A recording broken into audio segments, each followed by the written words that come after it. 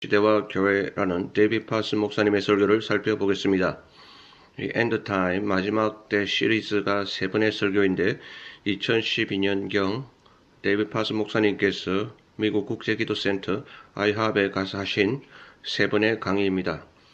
제1강은 엔드타임스 대환란에 관한 것이었고요.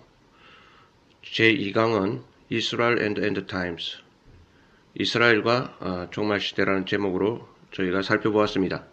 마지막 제 세 번째 강의로 The Church and the End Times 종말시대와 교회에 대해서 60분짜리 강의를 너무 길어서 파트 1과 2로 나누어서 살펴보겠습니다.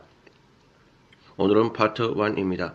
먼저 주제를 미리 말씀드리자면 교회의 미래, 종말시대의 교회의 그 모습이 어떠할 것인가에 대해서 한국에서 지금까지 되어진 전망은 하나님 나라와 사탄의 나라 두 개가 평행선을 달리며 둘 다 크게 부흥하게 될 것이다.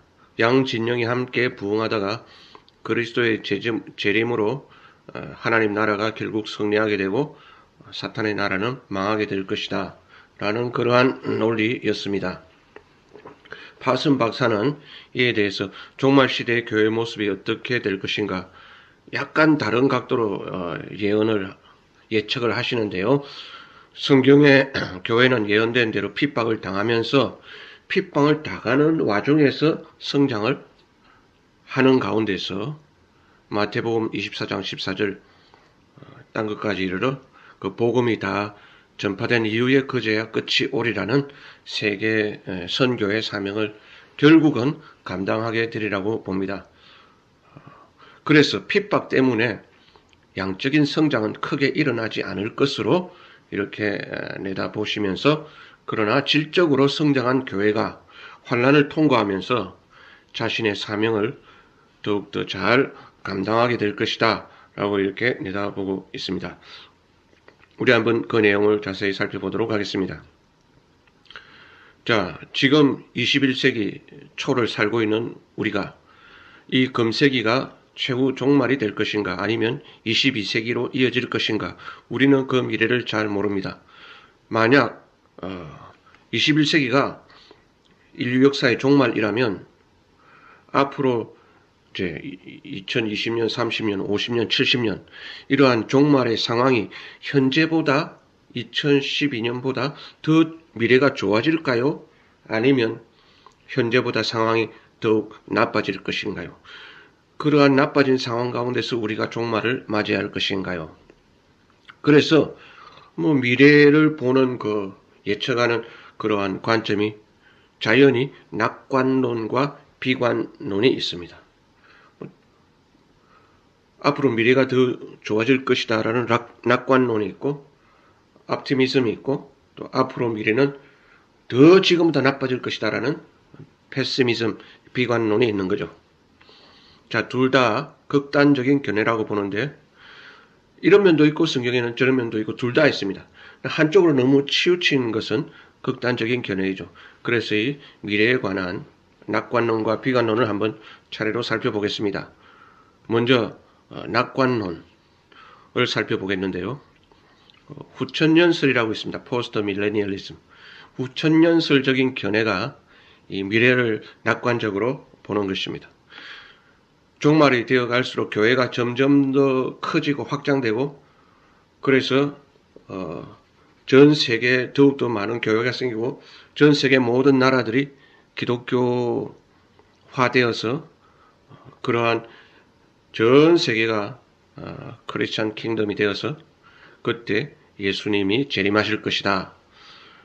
또 선교만 그렇게 확장되는 게 아니라 또 의학도 더욱더 발전되고 교육도 더욱더 지금보다는 상황이 나아지고 또 사람들의 경제적인 부도 점점점 더 성장하는 가운데서 이 세상이 점점점 더 천년왕국으로 나아가다가 예수님 재림 직전에 이 땅의 천년왕국이 이루어질 것이라고 보는 것. 그래서 후천년설입니다. 천년 후 재림설, 이 땅의 천년 왕국이 이루어지고 그 다음에 예수님이 재림하신다는 것이죠. 바꾸어 말하면 예수님이 재림하시기 전에 이 세상이 정말 천년 왕국처럼 된다는 것입니다. 왜 천년 왕국처럼 되느냐 하면 점점점 더 온 세상에 복음 전파가 많이 되어서 기독교화 되어서 이 세상에 천년 왕국이 이루어진다는 것이죠. 물론 모든 사람이 기독교인이 되기는 어렵겠지만 기독교인들이 세계 속의 주류 메이조리티가 되어서 세상 나라들 가운데서도 영향력을 행사하면서 참 기독교적인 좋은 방향으로 이끌어 나가서 더욱더 살기 좋은 세상이 될 것이다. 이렇게 보는 것이 낙관론인데 후천년설이 이런 견해를 갖고 있습니다. 정확하게요. 이런 낙관론이 유행했던 시기가 있습니다. 대영 제국 시절입니다. 19세기와 20세기 전까지, 즉 1, 2차 세계대전 그 전까지만 해도 왜냐면 대영 제국이 워낙 잘 나갔으니까요. 해가 지지 않는 그러한 왕국이다, 엠파이어이다 이렇게 해가지고 계속 배를 타고 가도 대영 제국이 이어서 나오고 그 대영 제국에 군대가 가고 그 군대를 뒤따라서 선교사들이 가고 그러한 가운데서 이렇게 나가면은 정말 전 세계가 다 복음화가 될 것이다. 그래서 대영 제국이 다스리던 그 19세기를 The Great Century라고 그럽니다. 위대한 세기. 인류 역사상 그렇게 선교가 많이 되어진 적이 없었다는 것이죠. 영국이 그 Great Century에 세계 선교를 감당하는 대영 제국이 있는 곳곳마다 가서 이제 거기에 자기 영국 군대도 있을 거고 영국 국민들도 일부 살 거고 그러니까 거기에 다 교회를 세운 거죠. 그런데 이제 그들이 말하는 그러한 기독교화가 되었다, 선교가 되었다는 것은 현지인들이 그렇게 많이 예수를 믿고 돌아왔다라기보다는 어쨌든 뉴질랜드에 교회 하나 세우고 호주에 교회 하나 세우고 그런 식으로 또 외형적인 성장이 착착 되어져 나갔다는 것입니다. 그 외형적인 성장만이라 하더라도 이전에는 그렇게 된 적이 없으니까 사람들이 전 세계가 이제 기독교 왕국이 되어 가는구나. 이 땅에 천년 왕국이 이루어지겠구나. 전 세계 복음 전파가 이게 가능하겠구나. 이렇게 믿었던 것이죠. 그래서 또 기독교 선교사들이 간 곳에 기독교 학교가 세워지고 병원이 세워지고 막 이렇게 하면서 전 세계가 점점 더 잘 세계되고 더 교육을 많이 받고 더 기독교화가 되어지는 그 외적인 성장은 분명히 일어난 거죠. 그러나 그렇다고 해서 그게 내적인 어떠한 참된 교회의 모습을 일부 가지기도 했지만 전체적으로는 아니었다라고 그렇게 보고 있습니다. 그래서 막 사람들이 흥분을 한 거죠. 왜냐하면 대영 제국이 워낙 이렇게 확장이 잘 되니까요. 그래서 이제 찬송가도 그때 많이 그러한 선교적 확장의 내용을 담은 찬송가가 많이 지어지고 또한 불러졌다고 그렇게 합니다. 그때 당시 그런 사람들은 대부분 다 낙관주의를 갖고 있었다는 것입니다. 이제 온 세상을 우리가 복음화하고 그래서 그 다음에 주님이 올 것이다. 그게 후천년설이에요. 천년왕국이 저 먼 미래에 예수님 재림 후에 이루어지는 게 아니라 후천년설은 천년 후 재림설이거든요. 천년 왕국 후에 예수님이 재림하신다. 천년 왕국을 이 땅에서 이 세상 사람들이 이룬다는 것이죠. 복음을 다 전파하고 교육을 시키고 병원을 세우고 학교를 세우고 경제적으로 점점 다 잘 살게 되면서 이 세상이 천국이 올 것이다. 그때 이제 1, 2차 세계대전으로 그게 완전히 박살이 나버렸죠. 그러한 낙관론이. 그래서 전 세계는 급속하게 비관론으로 미래를 바라보게 되었죠. 자, 그런데 사실 천년왕국이란 말이 성경에는 단 한 번도 나오지 않습니다. 천년왕국, 밀레니엄. 그런데 천년이라는 말은 나오지요. 계시록 20장 7절. 천년이 참에 사단이 그 옥에서 놓여. 천년이란 말은 몇 구절에 나옵니다. 그러한 천년이라는 단어에 근거해서 사람들이 지어낸 개념이 천년왕국이에요. 그래서 천년왕국이 후천년설이 있고 전천년설이 있고 무천년설이 있는데 천년왕국이란 말 자체가 나오지 않으니까 천년왕국이 없다라고 보는 것이 무천년설입니다. 그러면 천년이 뭐냐? 예수님이 오셔서 재림하시는 그 교회 시대가 바로 천년이다. 이렇게 보는 견해가 있고요. 전천년설은 천년 전 재림설이죠. 그래서 이제 예수님이 재림하시고 그 다음에 천년왕국이 이루어질 것이다 라고 이렇게 보는데, 어쨌든 천년왕국이라는 그러한 단어가 성경에 나와 있지 않다는 것을 여러분께서 기억해 주시기를 바랍니다. 근데 뭐 천년왕국이 꼭 천년 동안 예수님이 다스리시는 그러한 기간이 있을 것이다, 그게 중요한 게 아니고, 지금 우리가 살펴보고 있는 것은 앞으로 미래는 어떤 낙관적으로 우리가 전망해야 될 것인가, 아니면 비관적으로 지금보다 살기가 더욱더 힘들어지는 그러한 시대가 올 것인가, 이렇게 볼 적에 19세기와 20세기 초반까지는 이 후천년설적인 미래 낙관론이 지배했다는 것입니다. 왜냐하면 대영 제국이 너무나 잘 나가가지고 이런 추세로 나가다가는 이 세상에 정말 천년왕국이 그런 게 없다고 보지만 올 것처럼 이렇게 사람들이 믿었다는 거죠. 그래서 이 낙관론은 부흥주의, 부흥운동과도 직결되었습니다.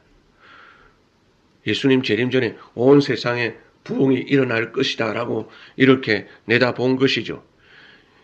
그러한 그 예수님 재림 직전에 온 세상에 큰 부흥이 일어날 것이라고 보는 견해가 오늘 21세기에도 여전히 팽배해 있습니다. 그런데 그게 다 틀린 건 아니고요. 여기서 파슨 박사님이 지적하는 것은 익스트림으로 나가지 말라는 것입니다. 그거 한 가지만 붙잡고 그거 한 개만 입에 외워서 계속 얘기하는 그 극단, 왜냐하면 성경에 그 정반대의 극단도 나와 있으니까요. 그건 좀 이따가 비관론에서 살펴보겠습니다. 자, 그래서 여러 가지 형태의 부흥운동이 이 낙관론, 후천년설의 영향을 받아서 일어나게 되었는데요. 그 중에서 늦은비 부흥운동이라는 것이 있었습니다. 성경에 이른비와 늦은비를 주신다는 구절이 몇 군데에 나오죠. 구약 성경에. 이 구절은 원래는 이른비는 10월 달에, 우리나라로 치면 가을에 내려가지고 씨앗을 싹 틔우게 합니다. 그 다음에 늦은비는 우리나라로 치면 봄에 내립니다. 그래서 그 이제 싹 틔우고 자란 그 어떤 열매들이, 옥수수 같은 이러한 풀들이, 식물들이 열매를 맺게 하는데 그 늦은 비가 마지막에 내려서 열매를 여물게 해서 그 다음에 추수가 있는 거죠. 그래서 요엘서, 예레미야서 등지의 선지자들이 너희들이 하나님께 충성하고 계명에 순종하면 하나님이 이른 비와 늦은 비를 내려주실 것이다. 결국은 이제 하나님이 가뭄을 주시지 아니하고 비를 제때에 내려서 너희 양식을 풍성하게 해줄 것이다. 추수 전에 늦은 비가 내리는 거죠. 추수 전에 늦은 비, 우리나라로 치면 봄에. 그러니까 추수는 그걸 상징적으로 해석하면은 추수는 세상 끝이고 그 세상 끝이 되기 전에 늦은 비의 부흥이 올 것이다. 원래 요엘이나 예레미야 선지자가 말한 것은 문자적인 말이에요. 너희들이 하나님 계명에 순종하면 비가 제때 와가지고 농사가 잘 될 것이다. 이렇게 얘기를 했는데 이제 이걸 상징적으로 해석해서 이른 비는 2000년 전에 오순절 그때 이렇게 내렸고 이제 늦은 비가 남았는데 추수 전에 늦은 비가 항상 오게 되어 있는데 그 예수님의 재림 전에, 예수님의 심판 전에 이 마지막 때 늦은 비가 내려서 영적으로 해석해서 늦은 비 부흥이 온 세계에 퍼질 것이다 라는 전제 아래 미국과 영국에서 늦은 비 부흥 운동이 막 일어났던 적들이 있었습니다. 그런데 이러한 개념들을 사람들이 가지게 된 근거에 이러한 후천년설적인 미래 낙관론이 깔려 있었다는 것이죠. 만약에 반대로 비관론이 깔려 있었다면 이러한 운동이 일어나지 않았을 것이라고 아마 내다보는 것이죠. 물론 예수님은 당신의 집이 가득 차기를 원하시고 주님도 사람들을 강권해서 데려다가 내 집을 채우라고 하셨습니다. 저 파선도 사람들이 교회에 가득 차기를 진심으로 바랍니다. 또 예수님이 이런 말씀도 하시죠. 저 먼데 나가서 사람들을 데려와서 내 집을 채우라고 하신 것처럼 저 먼데까지 가서 이걸 뭐 선교적인 의미로도 해석할 수 있겠지요. 그래서 선교지의 모든 교회들도 현지인들이 가득 차게 되기를 제가 진심으로 바랍니다. 그래서 성경에는 뭐 이런 비너전비라든지 그걸 상징적으로 해석했을 경우, 그 다음에 또 방금 들은 이러한 말씀 등등, 또 뭐 겨자씨 한 알이 작은 것이로 땅에 심겨 나중에 자라면 새들이 깃들이게 되는 큰 나무가 된다는 등등의 이 하나님 나라가, 교회가 더욱더 이렇게 시간이 갈수록 종말로 나아갈수록 크게 부흥하고 확장되리라는 구절이 있습니다. 그래서 사람들은 미래에 대해서 낙관론적인 견해를 가지게 되었고, 특별히 19세기에 대영 제국이 이렇게 전 세계로 확장해 나갈 적에 사람들은 그러한 미래에 대해서 장밋빛 환상의 낙관론, 이렇게 해서 전 세계가 복음화 된 다음에 예수님이 재림을 하실 것이다 라는 그러한 후천연설적인 견해도 갖게 되었다는 건데, 그게 다 틀렸다는 게 아니라 극단으로 나가면 안 된다는 거죠. 왜? 반대 구절이 있으니까. 그래서 우리는 그 비관론과 낙관론 그 중간 어느 지점에 뭐 좀 더 7대3으로 낙관론에 치우친 사람이 있을 거고 2대8로 비관론에 치우친 사람도 있겠지만은, 그냥 오직 한 개에 100% 올인하는 그런 것은 좋지 않다는 것이지요. 그런데 이 19세기 영국에서 발전한 낙관적 종말론이 이제 미국을 선교한 사람들이 영국 사람들이니까요. 특히 영국의 그 감리교가 미국 선교에 큰 역할을 했습니다. 그래서 그것이 미국에서 낙관적 종말론이 더 큰 꽃을 피웠습니다. 그래서 저 파슨이 느끼기에 미국의 신은 성공입니다. 미국 신자들은 교회도 성공해야 된다는 생각이 아주 강한 것 같습니다. 한때 일부 미국 신자나 교회들은 항상 성공하는 교회, 부흥하는 교회, 즉 양적 성장하는 그러한 교회를 모델로 삼고 나아갔습니다. 그런데 제가 묻고 싶은 것은 과연 무엇이 진정한 성공인가요? 진정한 성공인가요? 그저 양적으로만 크게 성장하면 그게 부흥이고 그게 성공인가요? 물론 아니죠. 자, 그래서 이제 반대로 미래를 전망하는 그 교회, 종말시대의 교회가 어떻게 될 것인가에 대해서 비관적 견해가 있습니다. 지금 영국 신자들은 영국에서 현재 교회가 점점 줄어들고 있으며, 그래서 미래의 교회가 영국에서 거의 사라질 것이라고 믿는 사람들이 많습니다. 악담이 아니라 현재의 실정을 보면 현실이 그렇게 미래를 예측 가능하게 해주는 거죠. 그래서 교회가 미래 없어지거나 아주 작게 될 것이다 라고 보는 게 비관적 견해인데, 이 비관적 견해가 다 맞다 다 틀리다가 아니고 그거 하나만 붙들면 안 된다는 거죠. 왜? 성경은 또 낙관론도 나와 있으니까요. 그 중간에 우리가 밸런스를 맞춰야 된다는 것입니다. 그런데 이제 그 비관론에 처한 영국 교회 신자들이 위로를 받는 것은 지상의 교회가 있고 천상의 교회가 있다고 믿기 때문입니다. 쉽게 말해서 요한계시록 2장 3장에 나오는 7교회는 지상의 교회이고 계시록 4장 5장에 나오는 교회는 천상의 교회입니다. 그래서 지상의 교회에서는 이렇게 줄어들고 비관적이지만 천상의 교회는 여전히 부흥하고 하나님을 찬양하고 이렇게 실체가 살아있기 때문에 그냥 이렇게 비관적으로 나아가도 큰 문제 없다라고 위로를 삼고 있는데요. 그게 맞기도 하지만 그게 올인하면 안 된다는 것이죠. 신학자들은 지상의 교회를 전투적인 교회, 밀리탄트 처치로 부르고 또 천상의 교회를 승리한 교회, 트라이엄펀트 처치로 부르죠. 지금 지상의 교회는 죽을 쓰고 있지만 그래도 천상의 교회만큼은 승리한 교회라서 거기서 위로를 찾지만, 이러한 비관적 견해가 영국의 현실 가운데서 나온 그러한 패배주의를 이렇게 용인하는 것이라면 그것은 우려할 만한 것입니다. 그런데 실제 영국 도시에는 어딜 가나 교회 건물들이 있는데 그 교회의 문을 두드려 보면은 문을 잠궈 놓고 텅 빈 교회가 많다는 것입니다. 그래서 빈 교회가 결국은 다른 용도로 팔려나가며 심지어 모스크로 팔려나가기도 합니다. 자, 그래서 19세기 낙관론도 대영제국의 현실 가운데서 나온 것인데 20세기 후반부부터 등장한 비관론도 영국의 현실 가운데서 나온 것이네요. 공교롭게도. 저 파서는 미래의 교회에 대해서 비관적이지만은 않습니다. 저는 교회가 절대로 죽어 없어지리라고 생각하지 않는 것은 그것은 하나님의 교회이기 때문입니다. 성경 말씀도 물론 마지막 시대까지 사라지지 않고 영원히 있을 것은 하나님의 말씀이기 때문입니다. 같은 이유로 이스라엘도 사라지지 않을 것은 그들은 하나님의 백성이기 때문입니다. 하나님의 교회이기 때문에 성경 말씀이 영원할 것처럼 하나님의 교회도 영원하리라고 보는 것이죠. 그런데 왜 이런 말씀 하시는가 하면은 실제로 영국의 옥스퍼드 대학의 어느 교수가 앞으로 영국에서 교회는 죽어 없어지게 될 것이다. 다이드하게 될 것이다.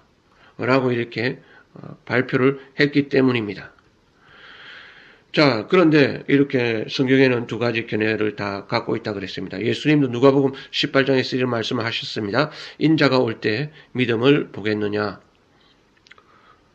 종말이 될수록 부흥한다는 그러한 구절도 있지만 종말이 될수록 믿음이 식어진다는 구절도 있습니다. 생명으로 인도하는 길은 좁고 협착해서 찾는 이가 아주 적음이라 라고 말씀하셨지요. 저는 종말로 갈수록 교회는 초대의 교회처럼 닮아가게 되리라고 봅니다. 저 파스는. 초대의 교회는 숫자적으로 소수였고 모든 로마 제국 전 지역에서 골고루 핍박을 받았지만 그 가운데서 성장했습니다. 그러니까 비관론과 낙관론의 모습을 둘 다 갖고 있다는 것입니다. 초대교회는. 뭐가 비관적이에요? 소수라는 거. 핍박을 받아서 힘들었다는 거. 그러나 뭐가 낙관적입니까? 그렇지만 그 가운데서 질적으로 성장해서 양적이 아니라 질적으로 성장해서 결국에는 이제 로마 제국을 복음으로 무너뜨리는 그러한 역사까지 이루었지요. 신기한 것은 지금 로마 제국이 부활하는 것 같아요. 제 파슨이 보기에. 계시록에 바벨론이 나오는데 그건 사실 로마 제국을 이렇게 빗대어서 말한 거죠. 로마 제국 그대로 쓸 수는 없으니까. 그러면 감옥 가니까. 그런데 지금 20세기, 21세기 로마 제국을 미화하는 그런 영화들이 많이 나오는 것입니다. 대표적으로 글래디에이터, 그리고 또 트로이라는 영화도 로마 제국을 미화한 것 같아요. 그렇게 해서 그 영화에 보면 로마 시대 검투사들이 서로를 죽이고 원형 경기장에서 막 야생동물에게 잡아먹히는 것을 보고 그때 당시 사람들이 실제 장면을 보고 즐거워했는데 오늘 현대인들은 영화로 그 장면을 보고 즐거워하고 있습니다. 어쩌면 우리가 로마 제국 시대로 되돌아가는 것이 아닌가. 왜냐하면 요한계시록이 로마 제국으로 세상이 끝나는 걸로 그렇게 가리키고 있습니다. 그래서 교회도 로마 제국 시대의 교회처럼 마이너리티로서 핍박을 받으나 그러나 그 안에서 질적인 성장을 이루 결국에는 남은 자들이 자기 사명을 감당하여 마태복음 24장 14절 복음이 땅 끝까지 전파된 이후에 내가 오리라는 그 말씀을 이루는 사명을 감당하는 마이너리티 교회가 될 것이다 라고 이렇게 내다보는 것입니다. 예수님도 너희가 모든 민족에게 미움을 받을 것이다 라고 말씀하셨고 마태복음 24장 9절 그 다음에 말세가 될수록 많은 사람들의 사랑이 식어지겠지만 이 천국 복음이 모든 민족에게 전거되기 위하여 온 세상에 전파되리라라는 낙관적인 그러한 말씀, 성경에는 비관적 말씀, 낙관적 말씀 다 있는데 우리가 어느 한쪽으로 치우치지 말고 둘 다 봐야 된다는 것입니다.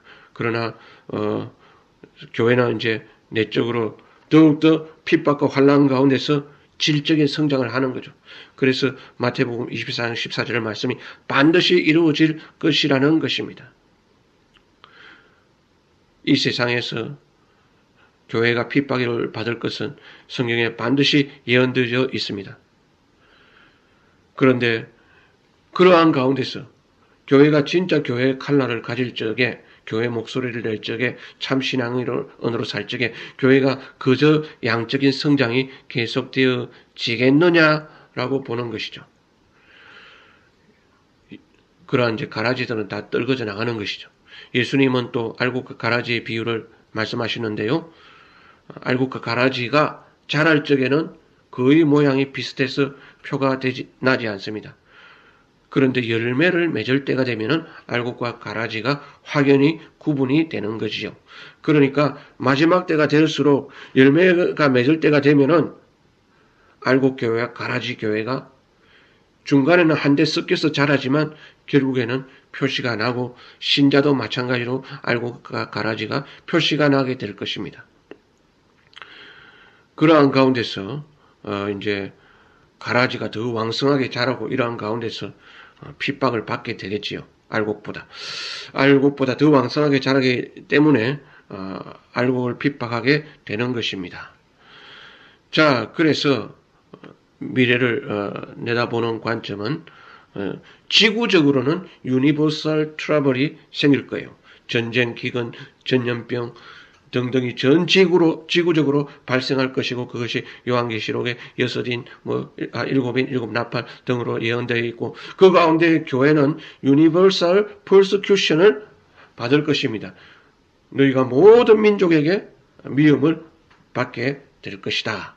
그러나 주님께서 그 날들을 감하지 아니하면 모든 육체가 구원을 얻지 못할 것이나 그 택하신 자들을 위하여 그날을 감하시리라 라고 유니버설 퍼스큐션을 감해서 이렇게 결국에는 남은 자들이 구원을 받게 될 것을 말씀을 하고 있습니다. 자, 그런데 이러한 성경적인 가르침에 반하는 그러한 잘못된 교리가 대중을 미혹해서 그걸 또 잘못된 교리를 안 따라가면 되는데, 특별히 미국에서 메이저리티가 이 잘못된 교리를 따라간 것이 세대주의적 전천년설입니다. 전천년설은 무천년설과 아울러 종말론의 하나로 받아들여지지만 역사적 전천년설이라 그러죠. 그거는 문제가 없습니다. 그런데 이제 세대주의적 전천년설은 비성경적으로 이제 거의 인정되고 있었지만 불과 20-30년 전만 해도 여전히 사람들은 거의 다 세대주의적 전천년설을 따랐고, 우리 한국에서도 세대주의적 전천년설이 많이 가르쳐지고, 한국에서도 주류 종말론으로 한때 자리를 잡았었죠. 왜냐하면 우리 한국 기독교인들이 다 미국에 가서 공부를 하고 온 분들이 주류였기 때문이었습니다. 그래서 제 파슨이 세대주의적 전천년설에 대해서 잠시 설명을 드리려고 합니다. 1830년대에 완전히 기발한 종말론 개념이 탄생했습니다. 그 전에까지 교회는 모두 환란 통과설을 전통적으로 믿고 따르고 있었습니다. 그런데 당시 영국인 아일랜드 더블린에 살고 있던 존 넬슨 다비라는 사람이 있었는데, 그가 이 개념을 세대주의적 전천년설, 영어로 하면 dispensational premillennialism, 프리밀레니얼리즘은 문제가 없는데 dispensational이 붙은 거는 문제가 있는 것입니다. 그는 영국 성공회 출신인데요. 제가 이 말씀을 강조해서 드리는 이유는 이 넬슨 다비 영국에서 건너간 세대주의적 전천년설이 미국에서 아주 유행을 해가지고, 또 20세기에서 미국이 세계 선교를 제일 많이 했으니까 전 세계에 나가가지고 이걸 다 가르쳤다는 것입니다. 이 이론은 예수님의 재림이 2번 있을 것으로 주장합니다. 한 번이 맞는데 벌써 공중재림, 지상재림 2번 있다 이러면 좀 머리가 아프잖아요. 왜 쉬운 종말론을 자꾸 어렵게 만드는 것입니까? 첫 번째 재림은 개인적으로 비밀스럽게 오실 것이고, 결국 이 휴거를 가리키지요. 휴거도 틀린 개념이 아니고 맞는 개념이죠. 우리가 들려 올라가서 공중에서 주를 영접하리라. 그 맞는 개념인데 휴거의 시점이 이 세대주의적 전천설이 주장하는 대로 요한계시록 4장 1절 너희가 이리로 올라오라. 그 예수님의 공중재림 때 휴거된다는 그 시점이 틀린 것입니다. 그래서 첫 번째 재림에서 공중에 오셔서 비밀스러운 방문을 통해서 참 신자들은 공중으로 데려가시는 거죠. 휴거된다는 거지요. 휴거라는 말은 저는 어릴 적에 영어인 줄 알았는데 한자예요. 끌휴 들거. 영어로 하면 rapture. 위에서 잡아챈다 이런 뜻이죠. 그래서 이제 신자들이 다 휴거되고 나면은 요한계시록 4장 1절 시점에서 그 이후로 일곱 나팔, 일곱 대접의 재앙을 이제 불신자들이 휴거되지 못한 자들이 이 땅에서 다 대환란을 겪게 될 것이라고 주장을 하는데 공교롭게도 그게 유대인들까지 다 끼는 거예요. 왜냐하면은 유대인들이 아직 그 예수님을 영접하지 않고 그 유대인들은 언제 구원을 받느냐? 나중에 이제 예수님의 두 번째 재림, 지상 재림이 있을 적에 그때 환란을 통과한 유대인들이 구원을 받을 것이다. 막 이런 식으로 이렇게 세대주의적 전천연설이 주장을 하고 있는 거죠. 그래서 이 이론을 갖고 유대인 전도도 하기 힘들다는 것입니다. 물론 뭐 그렇게 해서도 안 되죠. 성경과 맞지 않는 이론이니까. 그런데 이 이론이 널리 퍼지게 된 계기가 있습니다. 한 사람이 이러한 이론을 만들었다고 해서 그게 널리 퍼지지는 않을 것인데 이 존 넬슨 다비 형제가 그는 형제 미국으로 건너가서 사이러스 스코필드라는 변호사를 전도했는데 이 스코필드라는 사람이 스코필드 성경을 만들었습니다. 우리나라에 과거에 톰슨 성경이 유행한 적이 있었지요. 성경 아래에다가 이제 주석을 넣은 거지요. 그 스코필드 성경 그 밑에 주석에다가 세대주의적 전천연설을 이렇게 끼워 넣은 것입니다. 그런데 그 톰슨 성경처럼 스코필드 성경이 미국에서 제일 많이 팔리는 성경이 되었던 것이지요. 20세기 초반에, 19세기 말에. 그러니까 막 이렇게 전 미국에 이 세대주의적 전천연설이 스코필드 성경을 통해서 미국에 완전히 물결처럼 퍼져나가서 달라스 신학교도 이 이론을 그대로 받아들였고요. 근데 이제 달라스 신학교가 한 30년 전에는 미국의 제일 인기 있는 최고 1등의 신학교였어요. 왜냐하면 그 달라스 신학교 출신들이 졸업생들이 다 이렇게 미국에서 큰 교회를 목회하는 목회자들이었기 때문입니다. 미국의 그 남부를 중심으로요. 그런데 그 달라스 신학교에서 세대주의적 전천연설을 이렇게 주로 가르친 그러한 어떤 좋은 점도 있고 나쁜 점도 있고 장점도 있고 단점도 있는 거죠. 또 이제 할 린지, 우리나라 말로는 린드세이라 그러죠. 할 린지라는 기독교 작가도 이러한 신학을 담은 책들을 써서 이 세대주의적 전천연설의 전파에 많이 기여를 했습니다. 자, 그런데 그러면 뭐 정말로 이런 것도 있고 저런 것도 있을 수 있는데 뭐가 문제냐 하면은 원래 성경이 말하는 어떤 정말로는 성도는 환난과 핍박을 참고 견디고 뚫고 나가라. 환난과 핍박을 대비하라. 이게 성경이 가르치는 내용입니다. 그런데 이 세대주의적 전천연설은 그런 환난과 핍박이 오기 전에 예수님 공중재림으로 성도가 공중으로 휴거된다고 가르치고 그런 환난과 핍박은 불신자들만 세상에 남아서 휴거되지 못한 자들만 남아서 겪게 된다고 가르치니 장차 올 대환란에 대해서 전혀 준비를 시키지 않는 맹점이 있다는 것입니다. 그것이 이 이론이 가지는 큰 오류이지요. 사람들로 하여금 종말을 대비하고 어려운 시험과 환난 가운데서도 핍박을 받지만 더욱더 질적으로 성장하는 교회가 되어서 전 세계 복음 전파를 감당하게 해야 되는데 환난과 핍박 올 때쯤 그 직전에 휴거된다고 가르치니까 사람들이 좀 종말의 자세를 뭐라 그럴까요? 걱정 없이 혁지 풀고 편하게 이렇게 지낼 수 있다는 것입니다. 성경에 재미있는 이런 말씀이 있습니다.